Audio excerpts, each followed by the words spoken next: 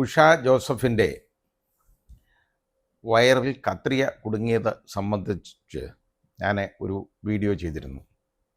അപ്പോൾ അതിനെ സംബന്ധിച്ച് കാര്യങ്ങളൊക്കെ പറഞ്ഞു കഴിഞ്ഞാൽ ഏത് നല്ല കാര്യം പറഞ്ഞാലും എന്നെ അതിന് വളരെ മോശമായിട്ട് അധിക്ഷേപിക്കാനായിട്ട് ഒരുത്തം വരും. നല്ല പേര് ശിവനെന്നാണ്, അവനെ എനിക്കറിയത്തില്ല. അത് സഖാവാണെന്ന് തോന്നുന്നു. മാത്രമല്ല ശ്രീ പിണറായി വിജയൻ്റെ വളരെ അടുപ്പക്കാരനാണെന്നും അല്ലെങ്കിൽ അത് വലിയ ആരാധകനാണെന്നും തോന്നുന്നു. നിങ്ങൾ നിങ്ങളുടെ രാജാവിനെ ആരാധിച്ചുള്ളൂ. പക്ഷേ എന്നെ തെറി പറയേണ്ട കാര്യം എന്താ? രാഷ്ട്രീയമായിട്ട് ബന്ധമില്ലാത്ത കാര്യമാണെങ്കിൽ പോലും അതിനകത്ത് കയറി അനാവശ്യം പറയും. ഇയാൾ കുറേ നടന്ന് ഉപദ്രവിക്കുകയാണ്. മുമ്പൊരിക്കൽ ഞാനിത് പറഞ്ഞിട്ട് കുറേ നാൾ നിർത്തി വെച്ചിരുന്നു. വീണ്ടും ഇത് തന്നെ തുടർന്നുകൊണ്ടിരിക്കുകയാണ്. അയാൾ എടോ പാഷേ എന്നൊക്കെയാണ് ഇയാൾ വിളിക്കുന്നത്. അവൻ്റെ മടിയിലിരുത്തി എനിക്ക് പേരിട്ട മാതിരിയാണ് വിളിക്കുന്നത്.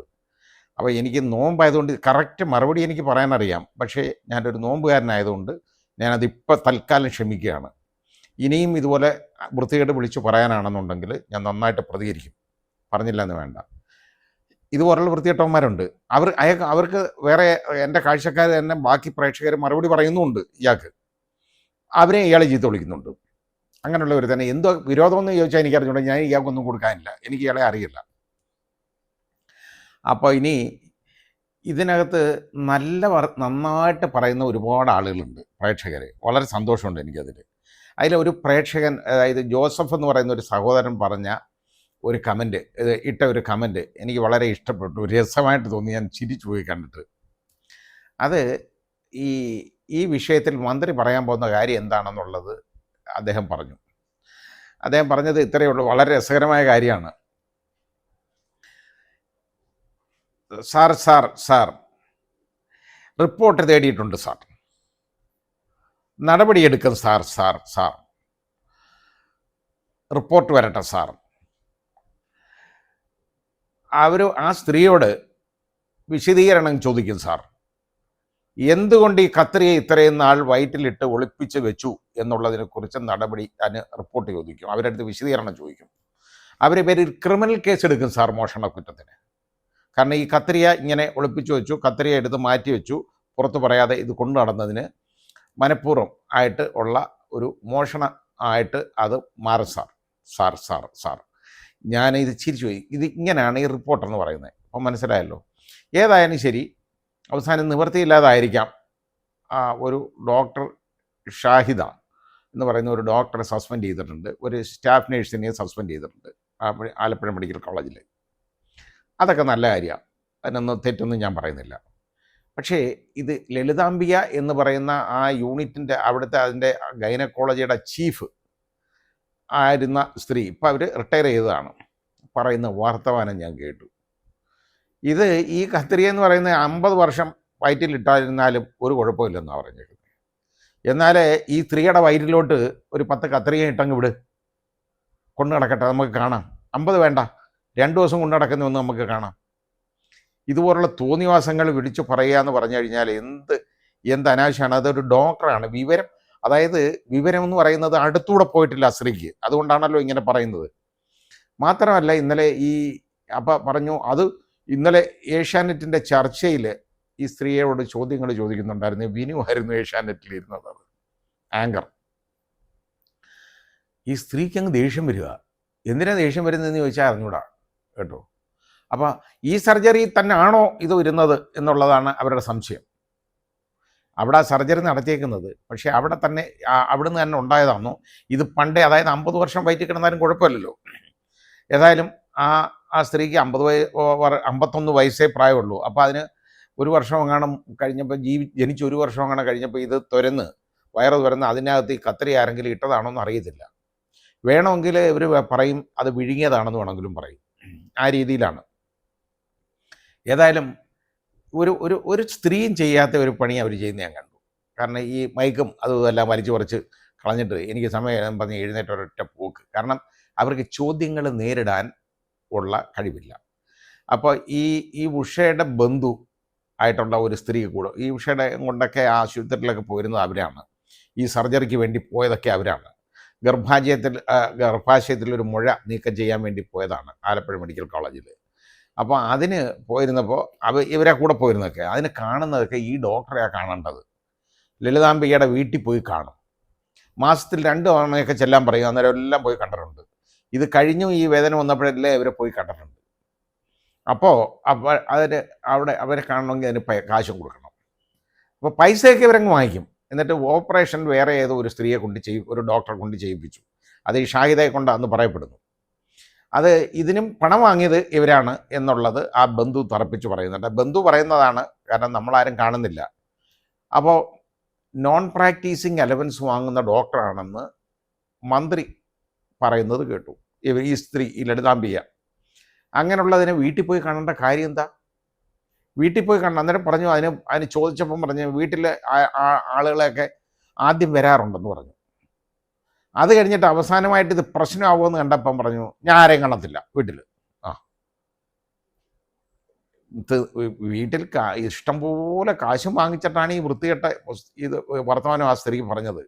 ഒന്ന് ആലോചിച്ച് നോക്കണം. പാവങ്ങളാണ് അവിടെ ആശുപത്രി, ഇങ്ങനെയുള്ള മെഡിക്കൽ കോളേജിലൊക്കെ ചെല്ലുന്ന എല്ലാ പാവങ്ങളാണ്. അല്ലാതെ ഇവരുടെ ഈ ആട്ടുന്നുപ്പൊക്കെ കേട്ടോണ്ട് ആരെങ്കിലും അവിടെ പോകാൻ പറ്റത്തില്ല. ഇവർ വലിയ ആളുകളല്ലേ ഈ ഡോക്ടർമാരെന്ന് പറയുന്നവർ. ആ രീതിയിലാണ് അവർ പെരുമാറുന്നത്. വളരെ നല്ല ആളുകൾ കുറച്ച് പേരുണ്ട്, ഇല്ലെന്നില്ല, അത് കുറച്ചേ ഉള്ളൂ. ഇവർ നോക്കുമ്പോൾ ഇതൊക്കെ ഫ്രീ ആയിട്ട് വന്നേക്കുന്നതല്ലേ, ഇതിൻ്റെ അടുത്തൊക്കെ ഇങ്ങനെ പറഞ്ഞാൽ പോരെ? ഫ്രീ ആയിട്ട് ഇവരുടെയൊക്കെ വീട്ടിൽ നിന്ന് കൊണ്ട് കൊടുക്കുന്ന രീതിയിലാണ് നോക്കുന്നത്. സർക്കാർ കൊടുക്കേണ്ടതാണ് ഫ്രീ ആയിട്ട്, അല്ലാതെ ഇവർ കൊടുക്കുന്നതാണ്, അല്ലാതെ ഇവർ കൊടുക്കുന്നതല്ല. ആ ഒരു തോന്നൽ പോലും ഇല്ലാതെ ഈ വൃത്തികേട് മുഴുവൻ വിളിച്ചു പുലമ്പും. എത്രയോ അനാവശ്യങ്ങളാണ്, അതായത് എത്രയോ അത്യാഹിതങ്ങളാണ് ഈ അടുത്ത കാലത്തായിട്ട് ആരോഗ്യ മേഖലയിൽ നിന്ന് റിപ്പോർട്ട് ചെയ്തേക്കുന്ന കേരളത്തിൽ. എന്നാലും നമ്പർ 1 അല്ലേ നമ്മൾ? അതല്ലേ പറയുന്നേ. വിദേശികൾ വരെ ഇവിടെ ട്രീറ്റ്മെൻറ്റിന് വരത്തില്ലേ? വേറെ ഒരു വലിയ മുതലാളി, വലിയൊരു പണക്കാരൻ, മുഖ്യമന്ത്രി പറഞ്ഞ കേട്ടോ, എന്നോട് പറഞ്ഞു ഇവിടുത്തെ സൗകര്യം കണ്ടപ്പോൾ എനിക്കും ആ ഗവൺമെൻറ് ആശുപത്രിയിലേക്ക് പോയാൽ കൊള്ളാമെന്നുണ്ട്. പക്ഷേ ഞാനൊക്കെ അവിടെ ചെന്ന് കഴിഞ്ഞാൽ പുള്ളി അവിടെ ചെന്ന് കഴിഞ്ഞാൽ വലിയ കുഴപ്പം സംഭവിക്കുമല്ലോ. ചെന്ന് കഴിഞ്ഞാൽ അത് ഈ ബാക്കിയുള്ള ആൾക്ക് ഒരു ബുദ്ധിമുട്ടുണ്ടാവും എന്ന് കരുതി അതൊന്നുകൊണ്ട് ഞാൻ പോകുന്നില്ല. അപ്പം അത് മാത്രമല്ല അത് പറഞ്ഞേക്കുന്നത്. അപ്പം ഞാൻ ആ വ്യക്തിയുടെ പേര് പറയുന്നില്ല. ആ പേരും കൂടെ ഒന്ന് പറഞ്ഞാൽ നല്ലതായിരുന്നു ബഹുമാന്യനായ മുഖ്യമന്ത്രി. അപ്പോൾ ആ പേരും കൂടെ ഒന്ന് പറഞ്ഞിരുന്നെങ്കിൽ വളരെ നല്ലതായിരുന്നു. കാരണം എന്തെന്നറിയോ, ഇത്രയും വിഡ്ഢിയായിട്ടുള്ള ഒരുത്തനെ ഒന്ന് ആരാന്നൊന്ന് തിരിച്ചറിയാമായിരുന്നല്ലോ. ഇത്രയും വിവരം കെട്ടിയ ഒരുത്തൻ ആരുണ്ടെന്നൊന്നും മനസ്സിലാക്കാനാണ്. ഈ വിവരം കെട്ടവൻ പണക്കാരനാവും, എനിക്കറിയത്തില്ല, ചിലപ്പോൾ ആവുമായിരിക്കും, അല്ലെങ്കിൽ ഇതിങ്ങനെ വിളിച്ചു പറയത്തില്ല. ഏതായാലും അതെനിക്ക് വളരെ സുഖിച്ചു. ഈ പണക്കാരനെ അങ്ങോട്ട് പോയില്ല എന്ന് മുഖ്യമന്ത്രി പറഞ്ഞു, കൊള്ളാം, നല്ലത്. ഇനി വേറെ കാര്യമുണ്ട്. ഈ വിദേശികൾക്കും ഇതുപോലെ വലിയ പണക്കാർക്കും ഇങ്ങനെ തോന്നുമെങ്കിൽ നമ്മുടെ ബഹുമാന്യനായ മുഖ്യമന്ത്രിക്ക് എന്താ തോന്നാത്തത് ഇങ്ങോട്ടൊന്ന് പോയാൽ മതിയെന്ന്?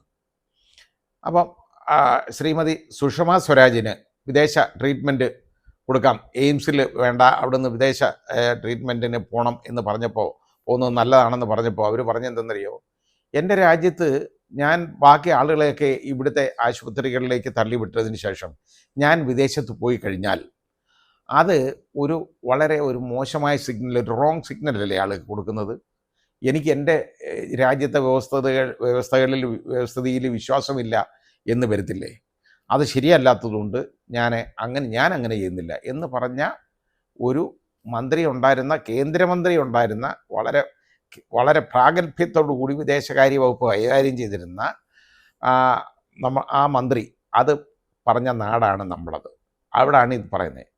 ഇനി ബഹുമാനപ്പെട്ട മുഖ്യമന്ത്രി ഉണ്ടല്ലോ, അദ്ദേഹത്തിൻ്റെ ട്രീറ്റ്മെൻറ്റിനുണ്ടല്ലോ ചിലവാക്കിയേക്കുന്ന പൈസയെക്കുറിച്ചുള്ള കണക്ക് വന്നു. 77 ലക്ഷത്തിൽ പരം രൂപയാണ് മയോ ക്ലിനിക്കിൽ ഉൾപ്പെടെ, അമേരിക്കയിലെ മയോ ക്ലിനിക്കിൽ ഉൾപ്പെടെ അതിനുവേണ്ടി ചിലവാക്കിയേക്കുന്നത്. ഇത് നിങ്ങൾക്ക് എന്തുകൊണ്ട് ഇവിടുത്തെ മെഡിക്കൽ കോളേജിൽ പോയിക്കൂടാ? ഇവിടെ വളരെ ആധുനികമായ ചികിത്സയല്ലേ, വിദേശികൾ വരെ വരാൻ കാത്തിരിക്കല്ലേ. അപ്പോൾ ഇവിടുന്ന് അങ്ങോട്ട് പോകേണ്ട കാര്യം എന്താ ഉള്ളത്?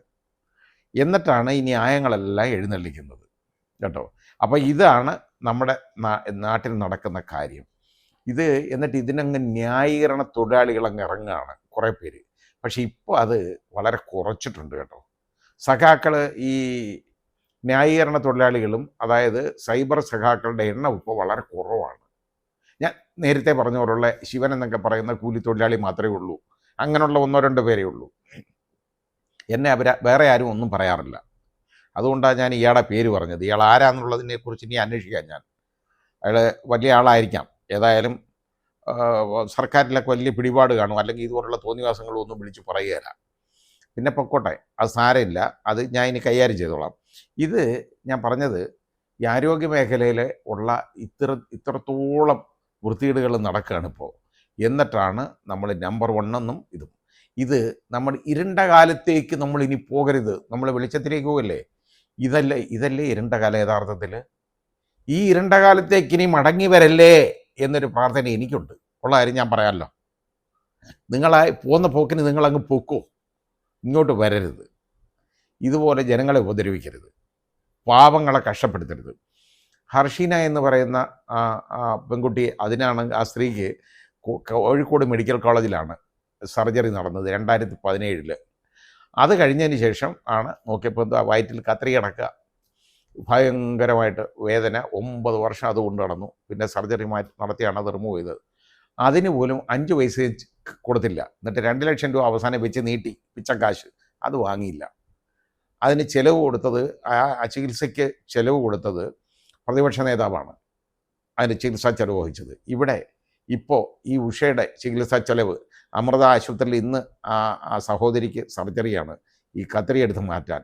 അത് ചുവന്നുകൊണ്ട് നടന്നപ്പോൾ അതിനെ ബന്ധു തന്നെ പറയുന്നു, ഞങ്ങളൊക്കെ കളിയാക്കി, ജോലിക്ക് വരാൻ വയ്യാത്തോണ്ടാ, പോകാൻ വയ്യാത്തോണ്ടാ, വേദന, കുനിയുമ്പം വേദന, ഇരിക്കുമ്പോൾ വേദന എന്നൊക്കെ പറയുന്ന എല്ലാം വെറുതെയാണെന്ന് പറഞ്ഞു. അവസാനം മൂത്രത്തിലൂടെ ഇങ്ങനെ രക്തം ഇങ്ങനെ പൊക്കോണ്ടിരുന്നത് കണ്ടപ്പോഴാണ് ഇവർക്കൊക്കെ പ്രശ്നമായത്. എന്നിട്ട് ഇത് ഒതുക്കി തീർക്കാൻ, ആരും അറിയാതെ രഹസ്യമായിട്ട് ഒതുക്കി തീർക്കാൻ ആലപ്പുഴ മെഡിക്കൽ കോളേജിൽ നിന്ന് ശ്രമിച്ചെന്നുള്ളതാണ്. പക്ഷേ അവിടെ അവർക്ക് വിശ്വാസം ഇല്ലാത്തത് കൊണ്ടാണ് അവിടുന്ന് അവർ പോയി രക്ഷപ്പെട്ട് അമൃത ആശുപത്രിയിലേക്ക് പോയേക്കുന്നത്. അതിൻ്റെ ചെലവ് വഹിക്കുന്നത് ശ്രീ KC വേണുഗോപാലാണ്. ഇങ്ങനെ നല്ല കാര്യങ്ങളൊക്കെ അവർ ചെയ്യുന്നുണ്ട്. എന്നിട്ട് ഹർഷീന ഞങ്ങളോടൊപ്പമാണ്. ഇതൊക്കെ അങ്ങ് എഴുന്നള്ളിക്കുന്നതിന് വല്ല കുറവുണ്ടോ? ഇതെല്ലാം ഭംഗിയായിട്ട് റെഡിയായി ഒന്നങ്ങ് പറയല്ലേ. ഈ പറച്ചിലല്ലാതെ ഒരു കാര്യമില്ല. കപ്പൽ ആടി കൊലഞ്ഞുകൊണ്ടിരിക്കുകയാണ്. ഞങ്ങൾക്കൊരു കപ്പിത്താനുണ്ട് സാർ. അപ്പോൾ കപ്പിത്താൻ എവിടെ, കപ്പലെവിടെ അറിയാൻ വയ്യ. ഇത് എത്ര പേർക്കാണ് സംഭവിച്ചേക്കുന്നത്? ഒരു പാവ മനുഷ്യൻ വേണു, ഓട്ടോറിക്ഷ തൊഴിലാളി, അവിടെ പോയി തിരുവനന്തപുരം മെഡിക്കൽ കോളേജിൽ പോയി 5 പൈസയുടെ ചികിത്സയും കൊടുക്കാതെ അയാളെ അവിടെ തറയിലിട്ട്, കട്ടിലിൻ്റെ കീഴിൽ കണ്ടിട്ടിട്ട് വരാന്തയിലിട്ട് അയാൾ അവിടെ കിടന്ന് മരിച്ചു. അതാണ് നമ്മുടെ നാട്. ഇതേപോലെ എത്ര എണ്ണം. ഒരു പാവം 9ാം ക്ലാസ്സുകാരൻ്റെ കയ്യ് പ്ലാസ്റ്റർ ഇട്ട് കോന്നി മെഡിക്കൽ കോളേജിലാണ്. അതിന് അവസാനം പ്ലാസ്റ്റർ അഴിച്ചു കഴിഞ്ഞപ്പോഴാണ് നല്ല വളവ്. ഇതിനൊക്കെ ആരുത്തരം പറയും? ആ 9ാം ക്ലാസ്സുകാരൻ്റെ കാര്യം. വേറെ ഒരു പാവം കുഞ്ഞിൻ്റെ കയ്യ് പാലക്കാട് ആശുപത്രിയിൽ, അത് പഴുപ്പ് വന്ന് അവസാനം നിവർത്തിയില്ല, ഒടിഞ്ഞതാണ്. അതിന് പ്ലാസ്റ്റർ ഇട്ടിട്ട് തോന്നിവാസം പോലെ ചെയ്തതാണ്, ചികിത്സാപ്പഴവാണ്.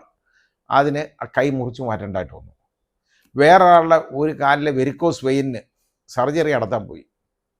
ആ സർജറി നടത്തി കഴിഞ്ഞപ്പോൾ എന്താ, വേറെ ഞരമ്പ് മാറി സർജറി നടത്തി അവസാനം ആ കാല് മുറിച്ച് മാറ്റേണ്ട ഗതികേട് വന്നു. ആ കാല് മുറിച്ച് മാറ്റി അയാൾക്കയുടെ ജോലിയും പോയി, ഒന്നുമില്ലാതായി, അല്ലെങ്കിൽ അങ്ങനെയായി. ഇതാ സംഭവിച്ചത്. ഇതുപോലെ എത്ര പേരുടെ, വേറെ ഒരുപാട് പേരുടെ പേര് അക്കമിട്ട് പറയാനുണ്ട്. ഇതൊക്കെയാണ് നമ്മുടെ ചികിത്സാ രംഗം, ആരോഗ്യരംഗം നമ്പർ 1 എന്ന് പറയുന്നത്. ഇവിടെ പാവങ്ങൾ ഗവൺമെൻറ് ആശുപത്രിയിൽ ഇങ്ങനെ ഇഷ്ടംപോലെ ചെല്ലും.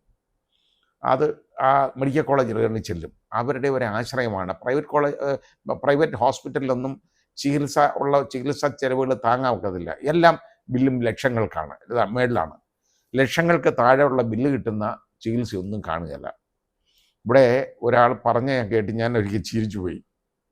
ഒരു മുറുക്കാൻകട നടത്തിക്കൊണ്ടിരുന്ന ഒരാൾ, അയാൾക്കൊരു പനി വന്ന് ഇവിടെ അടുത്തുള്ള ഒരു ആശുപത്രിയുടെ പേര് ഞാൻ പറയുന്നില്ല, പോയി. അവിടെ ചെന്നപ്പോൾ എന്താണെന്നറിയോ, അയാളെ അവിടെ അങ്ങ് പിടിച്ച് കിടത്തി കഴിഞ്ഞിട്ട് അയാളെ 3 ദിവസം അയാളെ അവിടെ കിടത്തി അങ്ങ് ചികിത്സിച്ചു.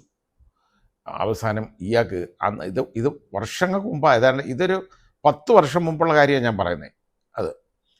അത് അവിടെ ചികിത്സിച്ച് കഴിഞ്ഞപ്പം ഇയാൾക്ക് അവസാനം ഒരു ബില്ല് എഴുതി കൊടുത്തു, 33,000 രൂപ. അയാളുടെ ഈ 33,000 പൈസ ഉള്ള ആളല്ല. അയാൾ നോക്കിയപ്പോൾ ഇത് കൊടുക്കാനൊരു മാർഗ്ഗമില്ല. ഈ പാവം അവിടെയൊക്കെ ഈ ബില്ലും കൊണ്ട് ഇങ്ങനെ കറങ്ങി അവിടെയൊക്കെ നടന്നു കഴിഞ്ഞ് പതുക്കെ ഇതിൻ്റെ പുറവശത്ത് ആശുപത്രിയുടെ നടന്നങ്ങ് എത്തിക്കഴിഞ്ഞപ്പോൾ അവിടെ ഒരു വാതിൽ തുറന്ന് വെളിയിലേക്കുള്ളത് കിടക്കുന്നു. അതിൽ കൂടെ പുള്ളി ഇറങ്ങി അന്തസ്സായിട്ട് നടന്നിഞ്ഞ് പോരുന്നു. ഇതാണ് സംഭവിച്ചേക്കുന്നത്. രക്ഷപ്പെട്ടു.